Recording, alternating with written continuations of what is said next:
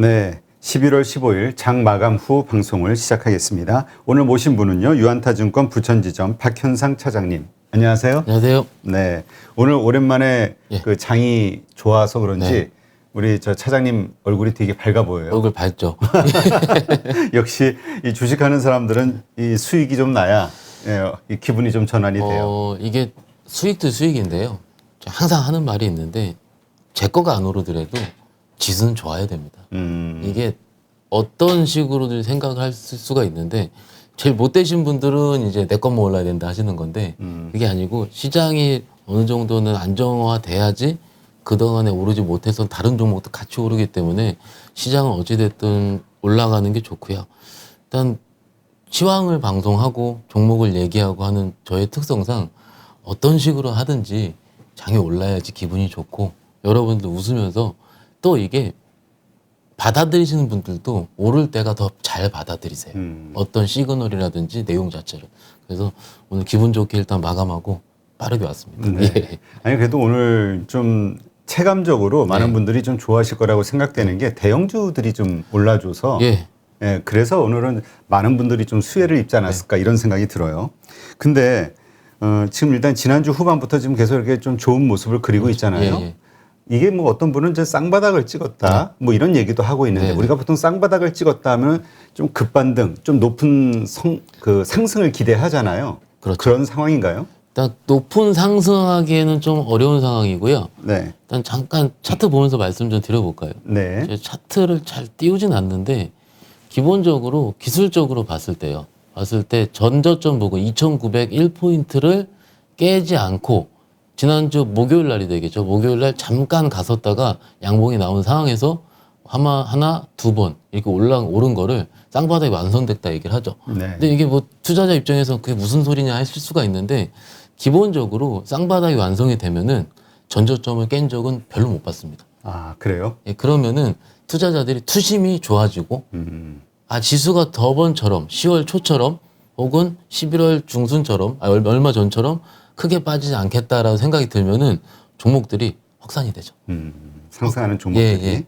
그래서 이거를 좀 다른 저도 레포트를 매일 보고 종합을 좀 해드리자면은 단기적으로 봤을 때 전 고점 부근인 여기 3,050포인트를 넘기기는 조금 힘들다라는 레포트가 많아요. 그 이유 자체는 저 고점이 올라왔을 때의 논리가 공급망 병목 현상이라든지 뭐 기타 여러 가지 논리들 자체가 깨진 거는 없기 때문에 일단 전고점까지는 다이렉트로 트라이를 갈 만한데 그 다음부터는 조금 더 시향을 살펴봐야 되고 공급망 병목 현상이라는 부분이 뭐 베트남에서 풀리든 혹은 미국에서 금리로서 보여주든 여러 가지 부분이 끝나야지 아마 3,100포인트 이상으로 올라갈 것이다라고 일단 지금까지 종합일 겁니다. 한 1, 2주 동안에 모든 리서치 자료를 확인해보면 이렇게 되고요. 근데 궁금한 게 그거예요. 근데 주가는 3,100포인트 올라간 다음에 다시 3,100포인트 간다고 하거든요. 이게 무슨 얘기냐면 오히려 리서치 자료의 특성상 모든 거에 그 매크로 지표라든지 확인 후에 자료가 나오게 되잖아요. 네. 근데 확인한 다음에는 확인하는 순간 주가는 이미 올라가고 있습니다. 막상 지난주 목요일 기준으로 봤을 때 금요일 오늘 월요일까지 이틀 동안에 밑에서 나름 그래도 한 80포인트 상승이거든요. 네. 그럼 이렇게 예측할 수 있는 사람이 솔직히 누가 있었겠어요? 그렇죠. 없었습니다. 그래서 앞으로도 좀 여러 투자자분들한테 말씀드리고 싶은 거는 완전 바닥에 주식을 내가 사려고 하지 말고요. 확인된 다음에 저는 지난주 금요일 정도는 그때도 한 40포인트 정도 상승이 나왔기 때문에 확인이 됐었던 경우거든요.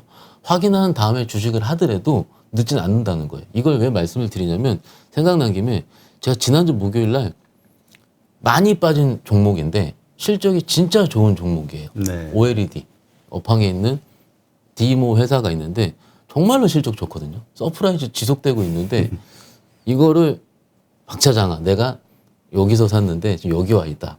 그래서 물을 탈까 말까 전화가 오시는 거예요. 그래서 조금 이따 사시죠 라고 얘기를 한 게 이유도 똑같아요. 만약에 여기서 2,900을 지난주 기준으로 무너져 버렸다 생각을 하겠습니다. 그렇죠. 그러면은 바닥 없거든요. 확인하고 난 다음에 하는 게 리스크를 줄이는 게 맞겠다라고 말씀을 드린 거고 똑같이 여러분들도 그럼 근데 이게 우리가 보면은 바닥에 찍은 그 순간에 주식이 내가 다시 쳐다볼 때 밑에서 한 15% 이상 올라와 있거든요. 그러면 그렇지. 우리 투자자분들이 이걸 너무 아까워하세요. 그죠. 억울하지. 이거, 억울해요. 아유, 저 내가 그때 샀어야 되는데. 맞습니다. 근데 지금 우리 들으시는 분들도 나는 원래 바닥을 못 잡는다라고 생각하시는 게 맞습니다. 그렇죠. 예. 그러면은 마음이 한결 편해지고 오히려 주식 매매가 좀 더 수월해지고요. 그리고 이제 오늘 시장을 보면은 이게 외국인들이 사서 오른 거거든요. 그러니까 지금 제가 모든 채널 모든 다 나가서 공통적으로 받는 질문은 외국인 언제 돌아올까요?였어요. 근데 그때마다 제가 모르겠습니다라고 말씀을 드리긴 했는데 솔직히 솔직하면 얘기고요. 외국인들이 지난주 목요일 날 얼마 안 샀었습니다. 얼마 안 샀고 금요일 날 4천억 정도 샀고 오늘도 아마 4천억 정도 샀을 거예요. 이렇게 사게 되면은 과연 외국인들의 스탠스가 이틀 동안에 4천억을 살 수 있을 만한 스탠스였을까라는 부분이에요. 근데 제가 여기서 한 가지 생각이 드는 거예요. 추석을 끝난 다음에 항상 저번에도 나왔을 때 말씀드렸는데 왜 실적 발표 시즌에는 항상 그렇게 우리가 힘들었나? 3분기에 특히 안 힘든 적이 한 번도 없었습니다. 그래요? 예, 한 번도 없었습니다. 모르겠어요. 제 기억에 그런지 모르더라도 일단 어떤 식으로든지 무슨 이유가 나왔었어요. 근데 그 내용을 보면은 최근 보고서에 나오는데 3분기 리서치 기관들의 실적 추정치는 가장 틀린 적이 많다고 합니다. 아, 그래요? 네. 그리고 4분기 같은 경우에 실적 같은 경우는 왜 그러냐면은 4분기는 일반적으로 기업들이 내년 사업에 대한 구상을 하기 때문에 우리가 주식을 바라볼 때 투자 전략 얘기하잖아요. 4분기 때는요. 내년에 해야 될 종목을 얘기를 합니다. 그래서 지금 웬만한 하우스에서도 4분기 전략을 쓰지 않고요. 내년 전략을 쓰고 있거든요.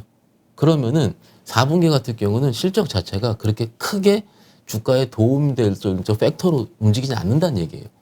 그러면 그거에 내년의 기대감 넘어가기 전 마지막 시즌이 3분기 실적 발표 시즌이고 그것들이 오늘 3분기 실적 발표가 오늘 마무리가 되죠. 아마 이제 오늘 15일이니까는 6시, 8시까지 다다다다 나올 겁니다. 지금 나오고 있는 게 지금 나오는 기업들은 좀 자신이 없는 기업들 아니에요? 실적이? 그럴 수도 있고요. 여기서 대표님 잘 질문해 주는 한 가지 팁 말씀드리자면은 어떤 기업 실적 발표를 해요. 혹은 저한테 전화가 옵니다. 전화 오셔서 A라는 종목 물려 있는데 이 종목 실적 언제 발표합니까? 여쭤보세요. 그러면 저기서 바로 다트를 엽니다. 다트를 열어가지고 그 전분기 전전분기에 며칠 날 발표를 했는지 그럼 딱 3개월 전 지금일 거 아닙니까? 그렇죠. 예. 그러면은 그때 대비해서 좀 늦는다. 그건 문제 있는 거고요. 그러니까 이게 요즘 같은 경우는 실적이 좋게 나와도 주가가 별로 안 움직이지만 나쁘게 나오면 확 빠져버리니까. 너무 크게 부러지죠. 그래서 일반적으로 이게 지금은 웬만한 대형주들은 지난주까지 발표를 다 했을 거고요. 이제 코스닥 기업들이 발표를 하는 중인데 대부분의 투자자들의 생각 같은 경우는 특히 3분기처럼 실적이 불확실한 시기 같은 경우는 뭔가 확인하고 매수하려는 습성이 있어요. 특히 기관 투자가들이 그렇습니다. 그리고 확인을 했는데 안 좋다 그러면 에라 모르겠다고 던져버리는 습성이 좀 있고요. 그렇기 때문에 지금 변동성이 저는 개인적으로 주식할 때 가장 어려운 시즌이 10월, 11월이에요. 그리고 요 지나면은 슬슬 해볼만 합니다. 아, 그래요? 12월부터? 네, 12월부터는 아니면 내일부터 아마 해볼만 할 겁니다. 아, 네. 예. 근데 진짜 많은 분들이 올 초 10월 말에도 11월 중순 이후부터 괜찮지 않을까? 네네. 이런 얘기를 하는 네네. 분들이 있었단 말이죠. 네네. 그러니까 이게 아마 이런 어떤 경험에서 나온 맞습니다. 이야기인가 보네요. 그거를 이게 지금 언제까지 장이 좋았다라고 특정 시점을 찍어서 리서치해서 뭔가 데이터베이스 할 수는 없습니다. 왜냐하면 조금씩은 다를 수가 있고요. 종목마다 다를 수 있는데 제가 말씀드리는 그 다른 그 좋아지는 거 요건은요. 우리가 물렸었는데 안 움직였던 것들입니다. 그게 항상 3분기 같은 경우가 실적 피크를 찍는 경우가 많이 있었기 때문에 오늘 같은 경우도 잠깐 말씀드리자면 소부장 업체들 엄청 잘 올랐거든요. 그래요? 예, 소부장 업체들이 특히 지난주에 심텍 발표를 시작을 해서 PCB 업황이 좋아진다고 말씀드렸는데 그 후에 대덕전자 발표하니까는 신고가 촥촥촥촥 쓰고 가고 있어요. 그러니까 업황이 좋은 거를 심텍은 지난주 2분기 실적까지 좋은 걸 알았거든요. 근데 3분기가 확인하라고 했으니까 가고 있는데 다른 종목들 대덕전자, 대덕 GDS, 코리아서키트 이런 거 같은 경우는 아 드디어 업황 확인했구나 하고 확인하고 더 가는 거고 이게 모든 주식 투자라는 것 자체가 대부분 분들이 특히 지지난주까지 이제 장이 어려울 때 좋은 실적 발표하고 나서 부러지는 대형주들을 보면서 우리 투자자분들이 실적 다 필요 없다 이런 얘기 하셨을 거예요. 그렇죠. 충분히. 예, 예. 저도 아는데. 수급이다. 맞습니다. 예. 그러니까 어떤 분들이 이런 얘기를 하시죠. 실적보다 수급이 더 앞서고 모든 재료는 수급에 우선한다. 그렇죠. 물론 맞습니다. 물론 맞는데 그 수급에 앞서서 내가 이런 주식을 매매를 하려고 하면은 그전 실적이나 그전 내용을 알고 있어야 돼요. 내가. 그래야 좋아질 때 덤빌 수가 있습니다. 그러니까 반대로 보면은 지금까지 그 내가 들고 있는 주식 가운데서 아직 실적 발표를 안 한 기업이 있다면 네. 이건 좀 위험 신호로 좀 볼 필요도 있겠네요. 아까 말하다 잠깐 끊어졌었는데 원래 15일에 발표하는 기업들도 꽤 있어요. 아 원래 네네. 스케줄상. 네, 스케줄상. 근데 막판에 발표하는 기업일수록 코스닥 시가총액에서 좀 크지 않은 종목들이 대부분이기 때문에 거기서 약간 문제 생기는 경우가 나오는데 확률은 적습니다. 근데 그거가 뉴스단에 워낙 크게 회자가 되고 마지막 이때 발표하는 걸 조심해라 이게 막았기 때문에 그런데 좀 불안하시면은요. 한 지난주 정도쯤에 전화 한번 해보셔요. 회사에. 주주라 그러고. 근데 가끔 이제 일반 주주라 그러면은 틱틱대는 회사도 있잖아요. 그거 저한테 전화해 주시면 됩니다. 제가 전화해서 혼내드리면 되니까. 아, 정말 이건 해결사? 예. 이게 일반 개인 투자자들을 대충 대답하는 게 진짜로 많아요. 저 주담이. 주담이. 근데 바빠서 그럴 수 있는데 막상 우리가 주가가 막 화려하게 날아가는 업체들일수록 주식 담당자 분들이라든지 그 회사의 IR 그 사무실 오피스 있잖아요. 굉장히 남다운 경우가 많습니다. 뭐 저는 탐방도 많이 다니기 때문에 주식 담당자 분들도 주가가 막 많이 날아갈 때 제가 탐방을 가요. 가면은 이제 자기 이해가 안 된다 하시는 경우도 많이 있어요. 그러니까는 그때 뭐 수급에 따라 움직이는 거긴 한데 실적 발표 시즌이 오늘 이제 마무리가 되고 내일 아마 그 몇 개 기업들은 발표 안 한 기업들도 있을 겁니다. 그거는 거래소에서 공시를 한번 또 해요. 그래서 언제까지 발표가 나오기 때문에 안 나온 회사는 내가 투자한 회사는 내일 한번 확인해 보시는 게 일단 맞을 것 같다. 이렇게 말씀드리겠습니다. 네. 자 그렇다면 네. 11월 15일 이후, 그러니까 15일 중순 이후 이제 이렇게 상승하는 주식 시장 네. 이것을 맞춰서 지금 매수를 해야 되냐, 네. 아니면 이때 물량을 좀 줄여야 되냐 비중을. 이거 가지고 좀 헷갈려요. 왜냐하면 또 12월에 대주주 양도세 뭐 이런저런 또 배당납 뭐 네네. 이런저런 이슈 때문에 또 하락한다라고 생각하는 분들이 많잖아요. 예. 또 저 헤지펀드나 이런 데도 클로징 북을 11월 말에 하죠. 맞습니다. 예. 충분히 이해하고요. 어떤 종목을 줄이느냐가 중요할 거고요. 제가 순서를 먼저 말씀을 드릴게요. 첫 번째 같은 경우는 저도 이제 통화를 하고 고객 때문에 호흡을 하면서 어떤 종목을 갖고 계시니까 제가 웬만하면 다 압니다. 네. 전화 오시면. 그래서 그 중에 처음에 사셨던 건 팔 필요가 없고요. 처음에 사셨던 거는 뭐냐면은 그 시가총액 상위 대형주들. 그건 지금 팔 필요 없습니다. 올라온 것도 없기 때문에. 근데 분명히 주식을 하시면서 중간중간에 투자자분들이 소위 테마성이라든지 혹은 그런 그 실적이 동반되지 않는 섹터의 종목들을 조금 샀다가 물린 경우가 있을 거예요. 그러면 중간중간에 그런 종목들이 지금 대형주가 3.50포인트 가면 또 쉰다고 말씀드렸잖아요. 많이 쉰다면 또 테마성 종목들이 가끔씩 툭툭 튈 텐데 그 종목들을 우리 투자자분들이 항상 까먹고 있습니다. 그러면 제가 상담을 하다 보면은 2년 전에 물렸는데 차트 보면은 한 3번 정도 엑시탈 쓴 기회가 있었어요. 근데 까먹고 못 판 겁니다.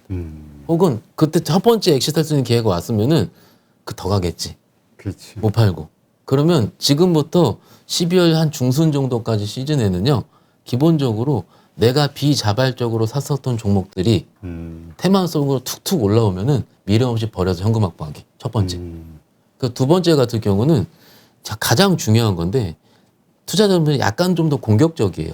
공격적인 투자자라 함은 지금 메타버스라는 엔터 이런 거 들고 있을 거거든요. 그렇죠. 그런 종목들 들고 가는 겁니다.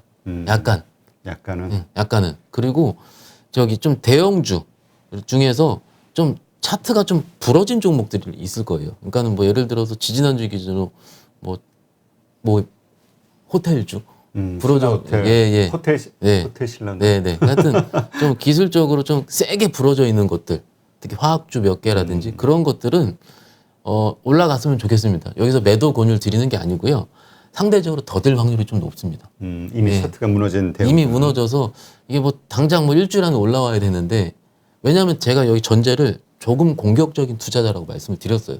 그러면 그 공격적인 투자자분들이 뭐 나쁘게 얘기하면 공격적일 수 있는데 좋게 얘기하면 트렌드에 바로바로 반영하시는 분이거든요. 그런 분들 입장에서는 그런 걸 조금 잘라가지고 반영하는 쪽 매매하셔도 됩니다.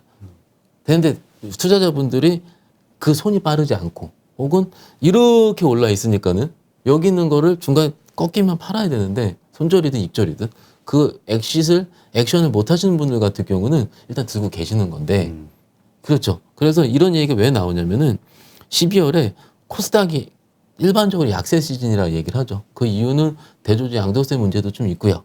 근데 제 경험적으로 봤을 때 작년엔 조금 달랐는데요. 한 3, 4년 전까지만 하더라도 그때 코스닥의 대장주는 셀트리온 헬스케어였습니다. 그렇죠. 예, 조금 이따 말씀을 드리긴 하겠지만 어쨌든 제약바이오 업종이 항상 11월, 12월에 굉장히 좋았거든요. 왜냐하면은 1월 달에 JP모건 헬스케어 컨퍼런스가 있기 때문에 대부분 약간의 테마성 혹은 그 우리가 이벤트 플레이라고 그러죠. 이벤트 플레이 삼아 그 학회에 참여하는 기업들이 어느 정도 한 2달 전쯤에는 그게 리스트업이 나오거든요. 아마 12월 초에 나올 거예요 또. 이제 그런 기업들은 막 올라요. 오르는데 그때 같은 경우는 뭐 신라젠도 그렇고 HLB도 그렇고 거의 광기 수준이었기 때문에 그 종목들을 한 종목당 10억 이상 들고 있으신 개인 투자자분들이 있었습니다. 왜냐하면은 제가 10억이 아니고 그 일가 친척 포함해서 10억이지 않습니까? 그렇죠. 예, 그래서 친척분들한테 물어봤어야 됐어요. 너 신라젠 갖고 있니? 뭐 갖고 있니? 그래서 비자발적으로 줄여야 되는 시기가 있었거든요. 근데 그 시기가 제약바이오 쪽이 국한되었었고 올해 같은 경우는 아마도 2차전이 소재일 겁니다. 아마도. 근데 중간에 털리실 수도 있는데 저희가 그 자료가 없으니까 객관 자료가 그렇죠. 없으니까는 어찌됐든 그렇게 하는 이유를 아실 필요가 있다라는 거예요. 왜 12월에 대주주 양도세 시즌 때문에 시장이 좀 어려웠는지라는 것 자체를. 근데 그 전에 제약바이오가 빠질 때 제 기억에는요. 12월 26일 날이 그때까지 팔아야지 배당락부터 시작해서 과세에 안 걸리지 않습니까? 그러면은 그날 종가에 외인 기관 개인 수급 보시면요. 개인들이 많이 팔았던 종목들은 외국인 기관이 싼 거를 다 잡아갔습니다. 싸게. 네. 그리고 그 동시효과 때 잡아가요. 마치 옵션 만기일 때 혹은 MSCI 리밸런싱 일어나듯이 그게 확 잡아갔고 그 다음날 갭상승입니다. 그러니까 지금 이 원리 같은 경우는 왜 말씀을 드리냐면 내 종목을 그렇게 활용을 하시라는 거죠. 내 종목이 12월 코스닥 대주주 양도 시즌에 포함이 될 종목인지 아닌지. 그럼 시가총액 상위주부터 시작해서 뭐 1,000억 언더 이런 종목들은 안 되겠죠, 당연히. 그렇죠. 그러니까 그런 종목들은 굳이 팔 필요가 없을 것 같고요. 그리고 이제 두 번째 같은 경우는 기관들이랑 외국인들 같은 경우 부클로징 아까 말씀을 좀 하셨는데 수익을 확정시키는 것도 있거든요. 있는데 그게 이제 대부분 수익을 확정시키는 것 같은 경우는 포트를 리밸런싱 하려고 하는 거거든요. 그 포트 리밸런싱 하는 이유는 새로운 트렌디한 걸 잡으려고 하는 겁니다. 그래서 이게 이 시즌이 우리가 경험적으로 봤을 때 항상 좀 어렵고 좀 지겹고 뭐 이렇게 생각하긴 하겠지만은 그럴 확률은 좀 적고요. 또 한 가지 논리를 최근에 나왔던 논리를 좀 말씀드리자면 코스닥 시가총액 상위 종목들이 제약바이오가 아닙니다. 이제는. 그렇죠. 예, 아니라서 상대적으로 수급적인 저희 치우침이 좀 바뀔 것 같고요. 제가 좀 잠깐 화면 보면서 말씀 좀 드리자면은 지금 이게 코스닥 시가총액 상위 종목 리스트거든요. 오늘 기준입니다. 네. 그러면 1위가 제약바이오, 셀트리온헬스케어 뭐 오늘 많이 올랐죠. 그 2위가 에코프로 BM이에요. 시가총액 차이 보시면은 얼마 차이 안 납니다. 셀트리온헬스케어 14조고요. 에코프로 BM 12조예요. 좀만 오르거나 좀만 빠지면은 바로 시총 1위가 바뀌는 거거든요. 그럼 3위가 요즘 왔다 갔다 하거든요. LNF랑 펄어비스. 펄어비스 3위. 게임사. 많이 올라왔네. 예, LNF 4위, 카카오 게임즈 5위. 그러면은 제약바이오 1변도에서 게임 2차 전지로 바뀌고 있는 중이거든요. 이렇게 되면은 소위 변동성이 줄어들게 됩니다. 왜냐하면 같은 한 업종이 가진 변동성보다는 여러 업종이 가진 변동성이 더 줄어들 수가 있기 때문에 그 하락 효과를 상쇄시킬 수 있다는 거고, 그리고 이제 그렇기 때문에 아마도 코스닥 같은 경우는 지난번 수준, 예년 수준의 12월의 대주주 양도세 하락은 적을 것이다라고 말씀드리고 또 한 가지 논리 같은 경우는 이제 우리가 지금 주식을 이게 접하다 보고 이렇게 하다 보면은 이게 매도에 대한 시점이 궁금하지 않습니까? 그렇죠. 근데 우리 개인 투자자분들이 매도 시점을 올해는 넘긴 것 같아요. 파실 분들이 이미 파신 것 같고. 그렇죠. 예. 그리고 일단 돈을 번 분들이 그렇게 많지는 않은 것 같아요. 맞습니다. 예. 다 빠졌지 오히려. 제가 이 말 안 하려고 했는데 대표님께 찝어주셔서 감사드리고요. 이게 이것까지 제 입으로 해버리면은 전 슬퍼요. 가슴이 좀 아프고. 올해는 솔직히 진짜 선수급들 있지 않습니까? 선수급들 몇 분들 빼놓고는 돈 보면 거의 없습니다. 맞아요. 예. 다 물렸지 뭐 지금. 물려 있고 어떻게 할지 모르고 좀 이따 이제 선수급들 어떻게 하는지 말씀을 드리긴 할 텐데 여튼 12월 달에 코스닥 시장의 변동성 자체는 제가 보기에는 예년과는 다를 것 같다. 그래 크게 걱정하실 필요는 없을 것 같다고 마지막으로 한마디 더 드리자면은 그 전환사채 있지 않습니까? 네네. 예. 전환사채 발행 규정이 올해 7월인가 8월 달에 바뀐 걸로 알고 있고요. 언제부터 준용이 되면 12월부터 준용이 되게 되거든요. 아 이번 12월부터. 네, 올해 12월 1일부터 다음 달로 적용이 되는데 바뀐 내용의 첫 번째는요. 저희 리밸런싱이라 그러죠. 종목의 리픽싱 죄송합니다. 리픽싱 조항 자체가 예를 들어 10,000원짜리 주가가 종목이 전환가가 10,000원이었어요. 근데 그게 7,000원 30% 빠지면은 전환가가 이렇게 조정하게 되거든요. 그렇죠. 근데 조정하는데 주가가 올라요? 그러면 조정하고 그때 사채권자 같은 경우는 여기서 머물러 있습니다. 그래서 조정당한 다음에 싸게 갖고 있을 수 있어요. 근데 이번에 나라에서 규정을 바꾼 게 주가가 오르게 되면 리픽싱도 떨어뜨릴 때만 하지 말고 오를 때도 같이 하라 그랬어요.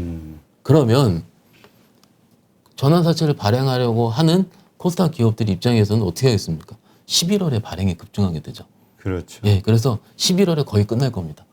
12월에 전환제 발행을 제가 보기엔 만약에 올해나 내년 초에 예정돼 있으면 11월에 끝나겠죠.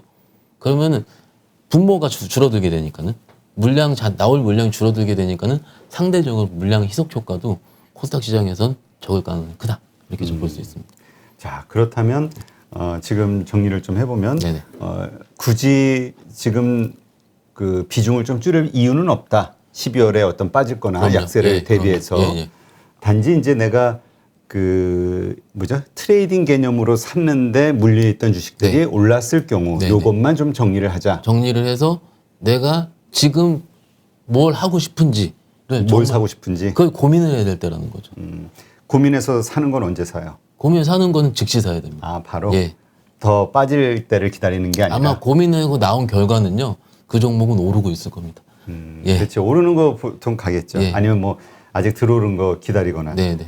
자 그렇다면 문제는 어디에 투자할 것이냐 네네. 이거죠. 네네.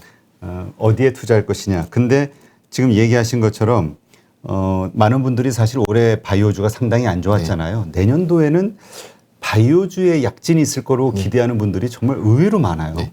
예.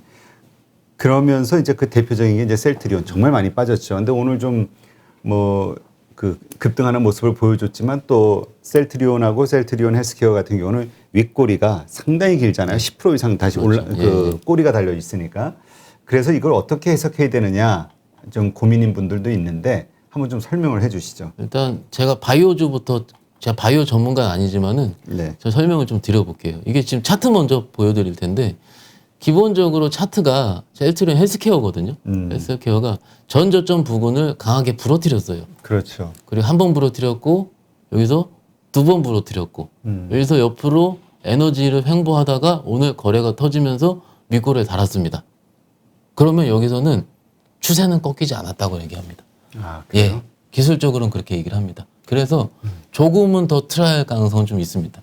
근데 우리 투자자분들이 셀트리온이든 셀트리온 헬스케어든 올라가다가 빠지는 거를 너무 익숙해 있어요. 올해 내내 그래서. 그러니까 불안하니까 맞습니다. 적당히 예. 오르면 다 눈치 보고 다 맞습니다. 던지는 거야. 맞습니다. 그리고 막상 매매 동향 보면은 기관들도 많이 팔아요. 외국인도 많이 팔고. 그러니까는 저 주식은 오르면 팔아야 되는 주식이라고 생각을 합니다. 그렇죠. 학습 근데 효과 때문에. 저는 지금부터 좀 다를 수 있다고 봅니다. 왜냐하면 서두에 말씀드린 코스닥 시즌 자체가 연말에서 연초 정도는 항상 그래 왔었었고 오늘 같은 경우에 레키로나 그죠? 코로나 치료제가 유럽에서 정식 승인 권고가 나온 거죠. 그래서 그 뉴스가 주말 사이에 이게 좀 약간 시간이 걸릴 것 같다 하다가 정식 승인이 원래는 2-3달 걸린다고 하더라고요. 아, 그래요? 근데 그거를 빨리 나왔네. 권고한 다음에 하루 만에 나왔습니다. 이건 좀 고무적인 거거든요. 그래서 저는 좀 괜찮다 보는 게, 근데 제가 내일 셀트리온 갑니다 이런 말씀을 드리는 게 아니고 추정하는 이유가 있어요. 추정하는 이유는 연말 연초 시즌도 있고요.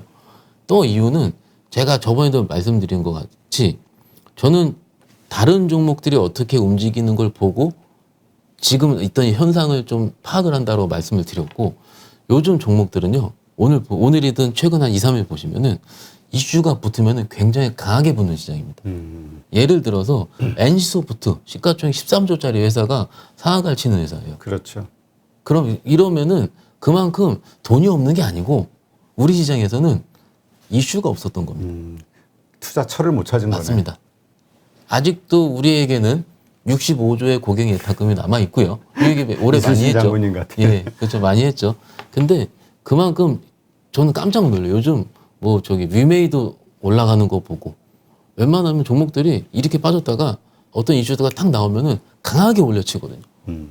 약세장일 땐 그렇지 않았습니다. 그래서 제가 지난주 시장 빠질 때도 장이 진짜로 2,900 깨고 2,800까지 갈 거면은 종목들이 이렇게 안 움직인다. 엔터주가 이렇게 안 움직인다 말씀을 이렇게 고객들한테 얘기했을 정도로 그만큼 매기가 살아있다는 얘기긴 하거든요. 그래서 일단은 저는 뭐 셀트리온 그렇죠. 솔직히 제가 바이오 전문가도 아니고 일반 투자를 하는 직원으로서 봤을 때 이게 전문적일 수가 없습니다. 바이오란 분야 자체는. 그렇죠. 예. 그렇지만 뭐 근거가 없잖아요. 맞아요. 그리고 제약바이오 애널리스트 분들 같은 경우도 셀트리온 같은 경우는 약간 의견 내기를 좀 어려워하죠. 그래서 지난주 실적 발표했습니다. 했는데 좋지 않게 나왔죠. 컨센 대비 떨어지게 나왔고요. 아니까는 지금까지 추세 자체로 봤을 때는 실적 발표하고 안 좋게 나오면 빠져야 되는데 오늘 이렇게 거래량이 들어 올렸단 말이에요. 근데 여기서 조금 더 추가시켜서 말씀드리자면 여기서 좀 더 올라가서 예를 들어서 아마도 한 11만 원 정도가 될 겁니다. 10만 5천, 11만 원 정도, 이 정도 단가 예.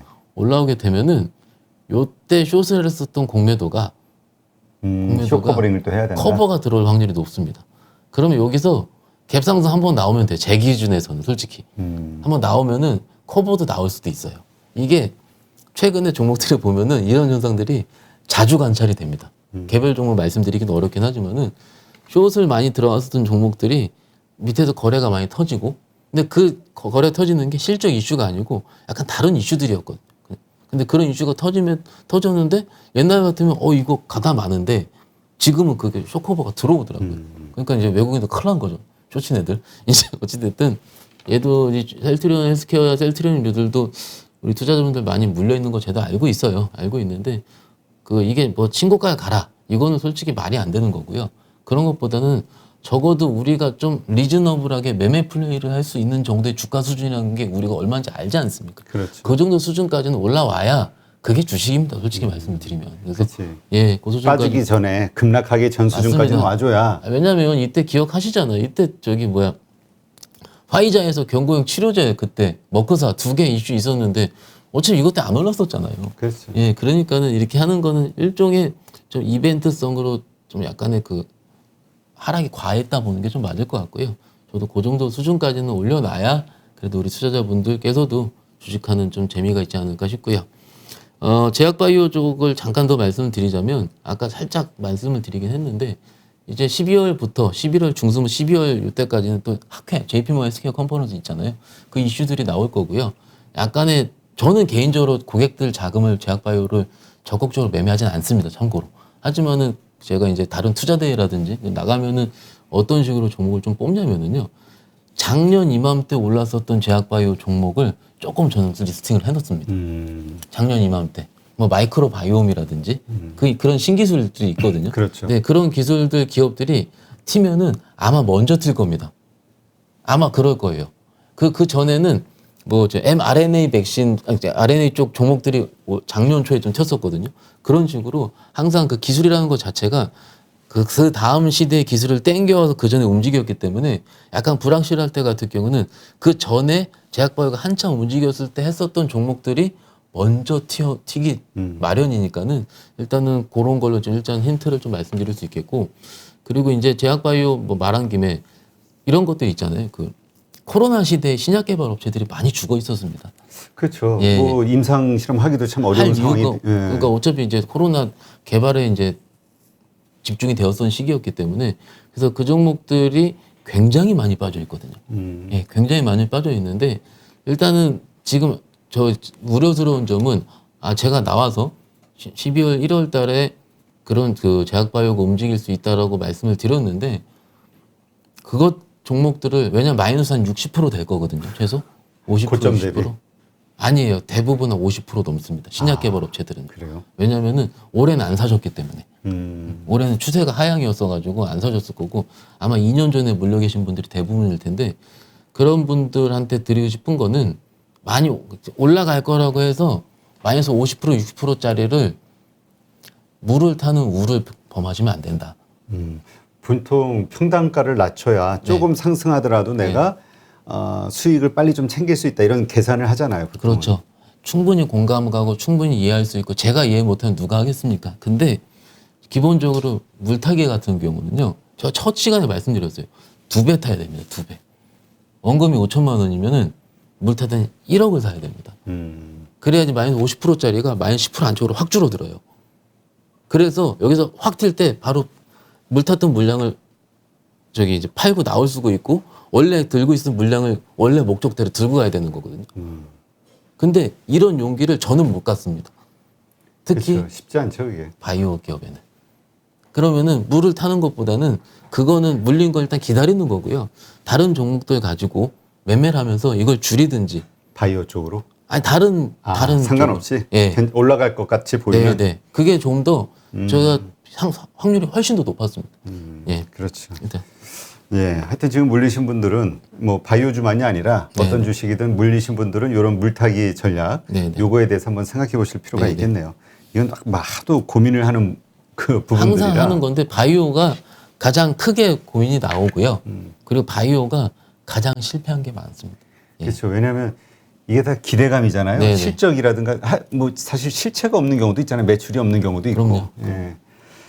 자, 근데 이제 실적 이야기가 나오니까 지금 뭐 HMM이 됐든 대한항공이 됐든 실적이 잘 나와도 피크아웃 얘기가 나와서 그런지 몰라도 이게 주가가 잘 안 움직인단 말이죠. 지금 이쪽 섹터 들고 계신 분들의 공통적으로 느끼는 현상일 거고요. 솔직히 저는 지난주에 이건 과하다 싶은 게 지난주 금요일 날 HMM이 실적 발표를 했거든요. 예. 3분기 실적이 2조 3천억 나왔습니다. 야, 잘 나온 거 아니에요? 영업이익이 2조 3천억이거든요. 근데 HMM 시가총액 12조인가 그럴 거예요. 그러면 포로 환산하면 몇 배 안 됩니다. 이렇게 손가락으로 꼽아도 돼요, 포는. 그러면은 아무리 공급망 병목이건 피크아웃이건 잘 압니다. 안 돼도 이게 여기 이날이거든요. 이날이요. 윗골이 전부 그러니까 저 얘기는 다 자신이 없으니까 던지는 거 아니에요? 조금 올랐을 때. 장중에 10%까지 저 보면서 이제 트나 싶었어요. 솔직히 저는. 실적 워낙 좋게 나왔으니까는. 근데 이거를 종가에 마이너스 0.5%거든요. 그러니까 이게 지금 장이 좀 좋아진다라고 말씀을 드리는 중인데 근데 이게 좀 신기한 거는요. 이 종목 수급 좀 볼게요.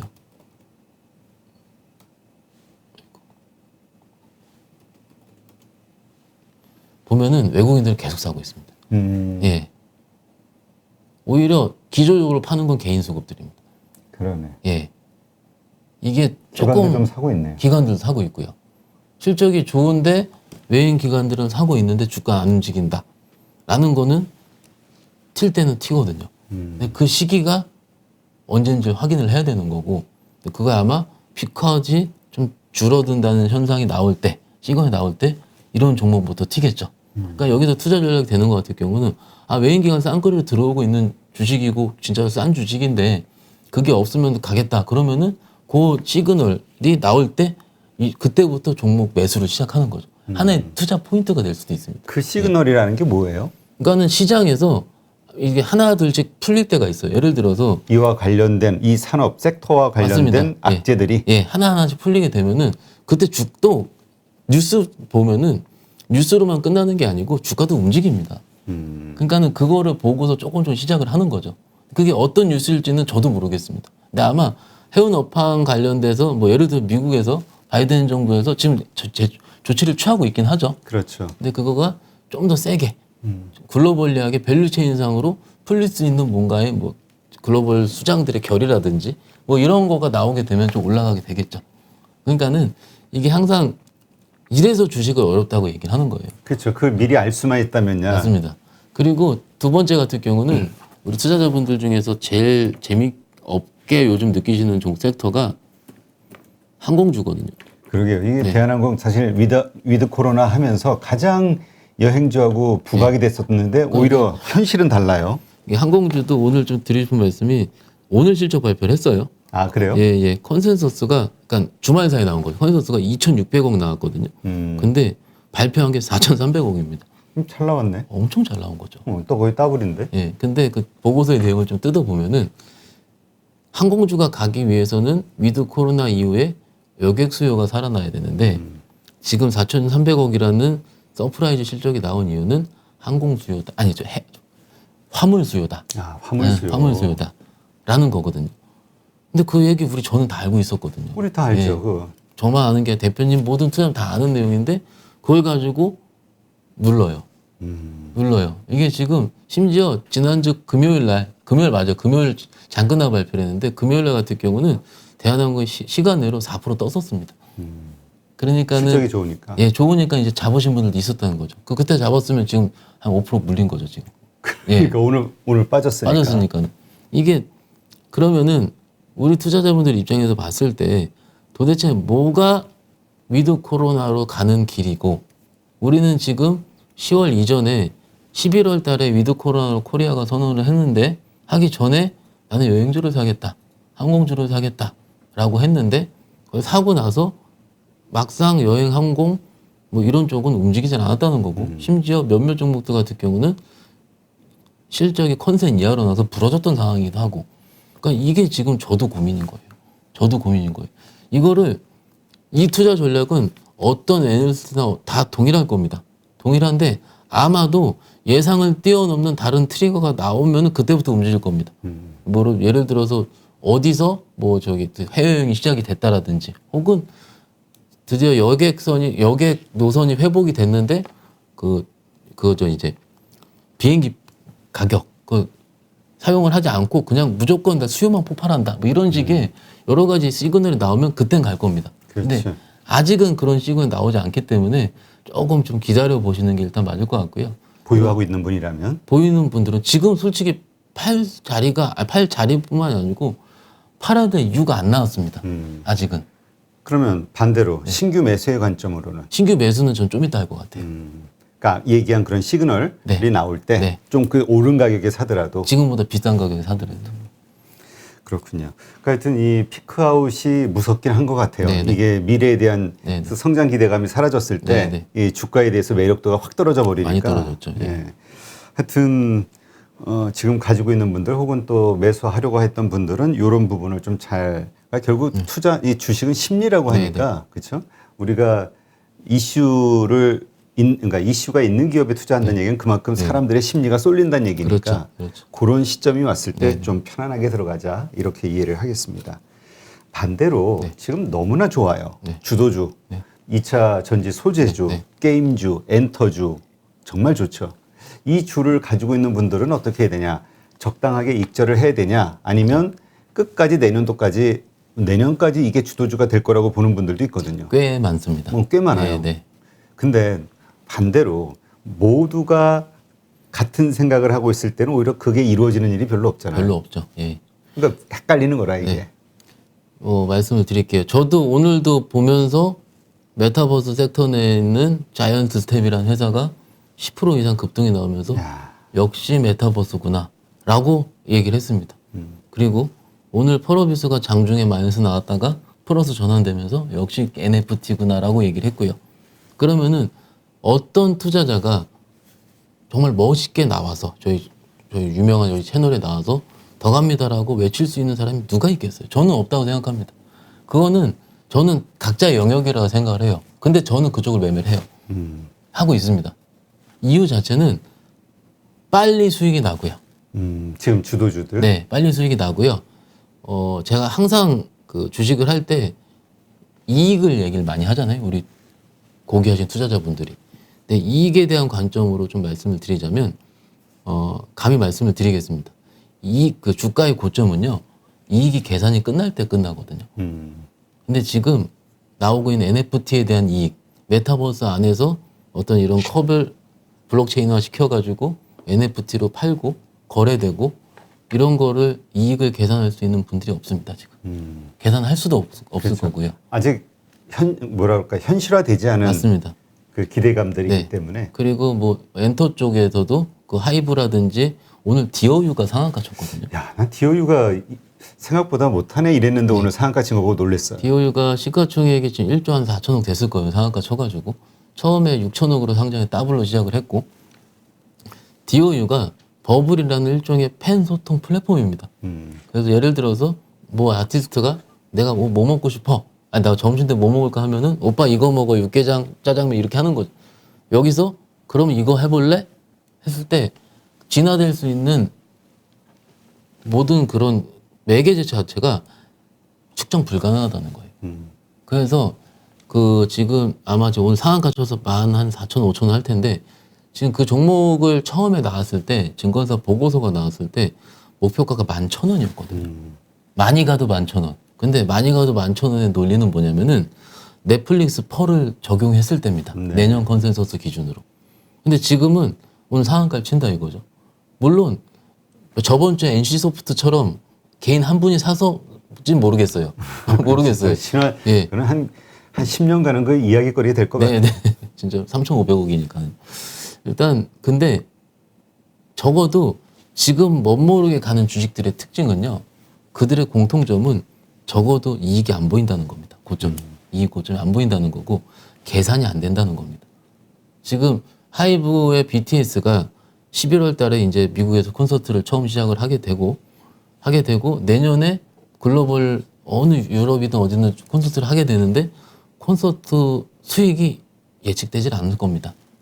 어디서 할지도 모르겠고 얼마큼 퍼질지도 모르겠고 그러니까 그 예측을 하는 것 자체가 예측을 못 한다는 것 자체가 적어도 주가가 빠지지 않을 기대를 할 수 있는 거에 바텀이 될 거고 그 요즘 그러니까 장이 나쁠 때와 좋을 때의 차이점 같은 경우는 크게 두 가지거든요. 꿈을 먹을 수 있느냐 없느냐의 차이입니다. 저는 오늘 디어유 상한가 치는 거 보고 시장이 아직 꿈은 살아있구나. 이게 막상 어떤 분들이 이렇게 얘기를 하세요. 이런 거 올라갈 때 한 4년 전에 제약바이오 올라오는 것 같다고. 예를 들어 NFT 탁 스치면은 상한가 치고 막 그랬었잖아요. 그렇죠. 근데 지난주 금요일 날 기억을 해보시면 컴투스, 카카오 게임즈, 위메이드 동반 플러스로 끝났거든요. 장이 다른 종목 다 빠졌습니다. 그러면은 그쪽 같은 경우도 충분하게 시장에서는 시장에 갈 때도 동반으로 갈 준비는 되어 있다라고 하는 것 같아요. 개별 종목 이슈로 들어가면 또 굉장히 길어지고 또 논란이 있을 겁니다. 근데 지금 엔터든 게임, 그 NFT를 대변하는 게임주든 적어도 실체가 있는 종목들, 있는 섹터들 같은 경우는 일단은 당분간 그게 뭐 다음 주가 될지 모르겠죠. 뭐 예를 들어서 삼성전자가 외국인들이 갑자기 매수를 들어와서 IT 소부장 위주의 장이 돼버리면 눌릴 수는 있겠죠. 눌릴 수는 있습니다. 그렇지만은 일단 한동안은 계속될 가능성이 크고요. 소부장 조금 더 말씀드리자면 오늘 실적 발표를 하면서 소부장 종목들이 강하게 올라온 종목들이 꽤 있거든요. 네. 예, 그래서 그 종목들 주목하시면 됩니다. 일단 좀 대표적으로 어디가 있죠? 일단 오늘 신고가 바로 쓴 소부장 종목 중에 GST라는 반도체 장비 회사가 있어요. 그래서 스크러버라든지 칠러를 만드는 유해가 저감 장치입니다. 친환경 장비를 만드는 회사라든지 그리고 테스나라는 OSAT 업종에 있는 회사 그런 종목들은 원래 실적이 좋아하는 회사들이었거든요. 근데 실적도 잘 나왔더라고요. 사실 우리가 몇 주 전서부터 네. 그 삼성전자가 파운드리 쪽에다 계속 집중 투자하면 그 후공정 업체들이 가지 않을까? 네. 하지만 인기가 없으니까 계속 헤맸는데 요즘 다시 되게 오르는 것 올라오죠. 같아요. 물론 주말 사이에 이재용 부회장이 미국 간다는 얘기가 있긴 있었어요. 근데 기본적으로 실적이 뒷받침되는 종목을 들고 있을 수 있는 이유는 실적이 있기 때문에 내가 안 팔고 버틸 수 있는 겁니다. 그렇죠. 예, 실체가 있으니까. 그렇습니다. 그래서 지금 이재용 부회장이 가는 게 그 주가가 올라가는 트리거가 될 수는 있어요. 근데 단순하게 저번에 간다고 뉴스 나왔을 때는 그렇게 안 움직였거든요. 오늘 크게 다 움직였잖아요. 그 이유는 오늘이 실적 발표 시즌이어서 그렇습니다. 특히 오늘 그 섹터에 있는 종목들이 실적이 굉장히 잘 나왔습니다. 예. 그렇죠. 우리가 계속 여기 실적 좋을 거야 했지만 아 그런 거 같아 했지만 눈으로 확인이 안 됐으니 근데 이제 확인이 되니까 아 괜찮겠다. 그러면 여러분들이 들고 있을 때 그 종목들이 약간 마이너스 5% 10% 물려 있었을 거예요. 물렸는데 지금 거의 플러스 수준 왔을 거거든요. 이럴 때 파는 우를 범하면 안 된다. 그러니까 우리가 보통 주식이 계좌에 있으면은 오르는 주식, 그러니까 이익이 난 주식을 먼저 팔고 네네. 손실 난 주식을 계속 끌고 그렇죠. 가잖아요. 네. 그거 끝내 내가 이거 이익을 보리라. 네네. 이거 반대로 해야 된다 이런 얘기를 많이 그건 하더라고요. 항상 말씀을 드리고요. 이게 막상 내가 지금 안 움직인 주식을 팔았을 때 손실 확정에 대한 허무함은 압니다. 아는데 한번 2번만 해보세요. 2번만. 2번만. 네, 그러면 계좌의 질이 달라집니다. 네. 하여튼 이 주식 결국은 이제 심리, 자기 심리를 얼마나 잘 관리하느냐. 네네. 예, 아무리 힘든 상황에서도 어떻게 멘탈이 망가지지 않느냐. 이거에 따라서 잘못하면 어리석은 결정할 수 있잖아요. 나는 버텨야 될 때 팔기도 하고. 지금 대표님 정말 정확한 말씀 해주셨는데요.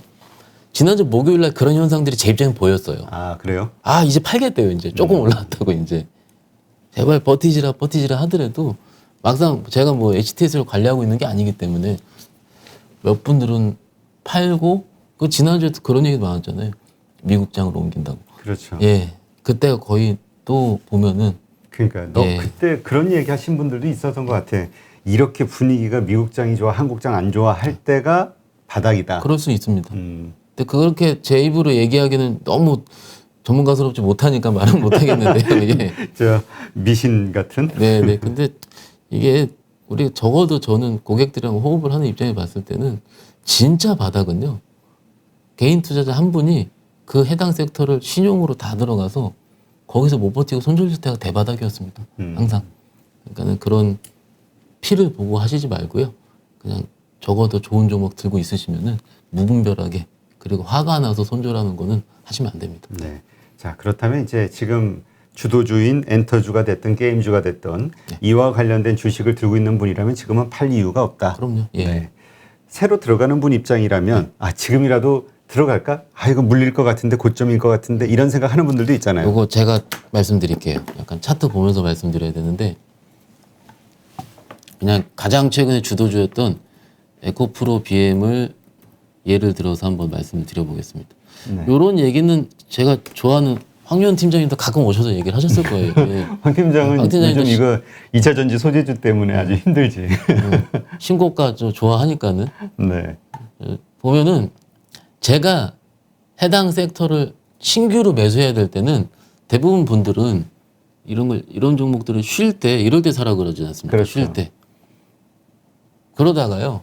쉬는 이유는 뭔가 노이즈가 있어서 쉬는 거거든요. 맞죠? 쉬다가 경험적으로 에코프로이 워낙 센 경우니까 여기서 나이스하게 올랐지만은 주도 잘못하면은 여기서 쉴 때 사면은 꺾여가지고 이게 마이너스 40% 되는 경우가 많습니다. 그래서 대부분 투자자분들이 신고가 사면 물린다. 너네 전문가 놈들 나와가지고 왜 올라가는 거 사라 그래 하거든요. 그때는요 어떻게 사시면 되냐면요 여기 보시면은 여기서 요때가 아마 실적 서프라이즈 나와가지고 목표가 상향이 있었을 때 날이거든요. 저는 고점을 넘기는 양봉 첫날 사는 겁니다. 높더라도요. 양봉 첫날. 네, 높더라도요. 그러면은 에코프로 비면 회사는 2000년 소재의 가장 대표적인 종목이기 때문에 다른 종목을 이끌고 갑니다. 그러면 지금 우리가 못 사는 종목들 아시죠? 못 사는 종목 아실 거 아니에요? 뭐 펄어비스, 위메이드 이런 종목들도 충분히 지금 위메이드 한번 볼까요? 우리 PD가 위메이드를 가지고 있어서 요즘 항상 해피한 얼굴을 하고 다녀요. 아, 위메이드는 갖고 계시면 천하를 얻으신 거죠. 여기거든요. 일단 지금 딱 기술적으로 봤을 때 기본적으로 주식이 올라가다 옆으로 빠지지 않고 바로 이제 옆으로 횡보한다는 거는 이걸 고가놀이 패턴이라고 그러거든요. 고가놀이를 한 기간이 길수록 더 많이 올라가요. 아, 그래요? 그 위에서 있었던 기간이 길수록 많이 올라가는데 만약 신규 매수 입장에서 여기서 뚫을 때 삽니다. 오히려. 전고점을? 예. 왜냐면 여기서 계속 왔다 갔다 하면은 어떻게 되겠어요? 이러다가 서버가 증설 수가 줄어들었다라든지 동접자 수가 이제 안 늘어난다라든지 혹은 뭐 나라에서 규제가 있을 때라든지 이렇게 나와버리면 여기서 강하게 부러지거든요. 그렇죠. 근데 대부분들은 못 샀는데 부러질 때 사버린단 말이에요. 그러니까. 가격이 싼 게 중요한 게 아니고 주가의 컨디션이 최상일 때 사야 되는 겁니다. 그게 네. 그 개인 투자자들의 마음 속에는 항상 네. 바닥에서 사자, 싸게 사자 이 생각이 박혀 있으니까. 그걸 버리셔야 돼요. 저도 이제 고객들한테 자랑을 해야 되는 직업인데 제가 저점에 딱 사가지고 고점에 팔면 얼마나 멋있겠습니까? 그렇지. 근데 저도 그거 답은 못 냈습니다. 아직. 네, 그게 맞습니다. 알겠습니다. 한번 잘 참고하시고요. 자, 이번 한 주 그렇다면 어떻게 좀 바라봐야 될까요? 일단 그다음 투자 전략을 어떻게 가져가는 게 좋을까요? 저는 특별한 투자 전략을 세우는 걸 솔직히 그렇게 좋아하지 않습니다. 왜냐면은 지금 그러니까 주식은 대응이라 항상 생각을 하기 때문에 내일은 내일에 맞는 대응이 있을 건데 아마 지금 2999로 끝난 오늘 11월 15일 입장에서 봤을 때 이 주가가 위로 크게 가거나 밑으로 크게 가진 않을 겁니다. 옆으로 횡보할 것이다. 횡보하거나 뭐 올라가더라도 20포인트, 마이너스 10포인트 이런 식으로 박스권으로 왔다 갔다 할 텐데 이럴 때는 기본적으로 지금 플레이가 맞습니다. 지금 움직이는 종목들의 플레이가 맞습니다. 그러니까 가는 것을 계속 지켜보자. 일단 이렇게 움직일 때는. 그러다가 어느 순간 한 번에 탁 바뀔 때가 있을 겁니다. 예를 들어서 아까 말씀드린 것처럼 하이닉스가 갑자기 12만 원을 뚫는다거나 그러면 정말로 IT 쪽 세게 붙은 거거든요. 그러면 그때는 장이 확 바뀔 겁니다. 그 장이 확 바뀔 때는 보면 보여요. 관심 종목 해놓고서 다 빠질 겁니다. 메타버스 빠지고 NFT 빠지고 다 그래서 빠지고. 이제까지 개별주로 올라왔던 것들을 부러지겠죠. 그럼 그때 안 하는 겁니다. 그게 보일 때까지 그러니까 새로운 대형 IT 주도주가 나올 때까지. 맞습니다. 이게 뭐 약간 없어 보일 수도 있는데 이게 가장 정확했고 가장 빠른 대응이었습니다. 없어 보이긴 하네요. 아니 농담이고. 네네. 그러니까 이런 식으로 시장에 대응을 하자. 미리 맞습니다. 예측하고 한 발 먼저 움직이는 것보다. 그러니까 한 번 먼저 움직였었는데 실적 때문에 안 움직인 경우가 더 많았었고요. 그렇죠. 예. 그리고 소부장도 한 발 먼저 움직였었거든요. 움직였었는데 결국은 이재용 부회장 가니까 움직였습니다. 그러게 지난번 출소됐을 때 오히려 이런 모습을 기대했는데 맞아요. 그때는 잠잠하고 네.